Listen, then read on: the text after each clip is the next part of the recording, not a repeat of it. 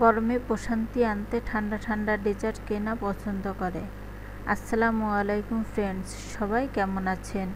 আশা করি সবাই ভালো আছেন। এই গরমে মন প্রাণ ঠান্ডা করে দেওয়ার মতো একটা ডেজার্ট নিয়ে এলাম, যা বানাতে খুবই অল্প সময় লাগে এবং খেতেও অনেক মজা হয়।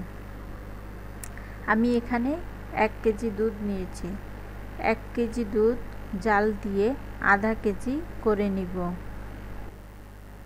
দুধ ঘন হয়ে আসলে তাতে হাফ কাপ পাউডার দুধ, 1/3 কাপ চিনি ও সামান্য লবণ দিয়ে ভালোভাবে মিশিয়ে নেব। 3 টেবিল চামচ কাস্টার্ড পাউডার পানিতে মিশিয়ে দুধে দিয়ে দিতে হবে। দুধে কাস্টার্ড পাউডার দেওয়ার সময় খুব ঘন ঘন নাড়তে হবে, তা না হলে কাস্টার্ড পাউডার নিচে লেগে যাবে। যখন দেখব দুধ চামচে হালকা লেগে লেগে আসছে, তখন বুঝে নেব ডেজার্ট তৈরি করার জন্য আমার দুধ রেডি হয়ে গেছে। তখন চুলা থেকে নামিয়ে নিব এবং ফ্রিজে রেখে দেব ঠান্ডা হওয়ার জন্য।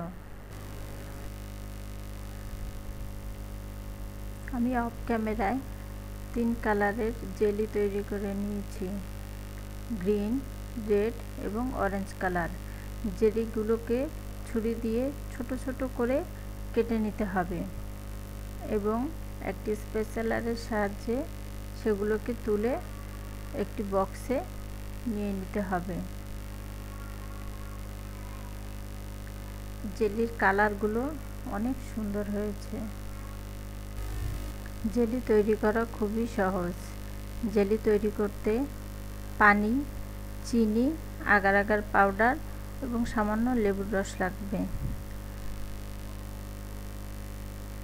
আমার জেলি তৈরি করার ভিডিওটা ডিলিট হয়ে গেছে, তাই আপনাদেরকে দেখাতে পারলাম না।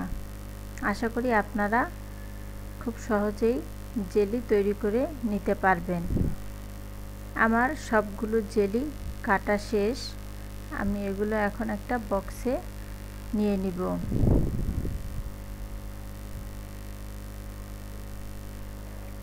জেলি কালার দেখেন কত সুন্দর এসেছে।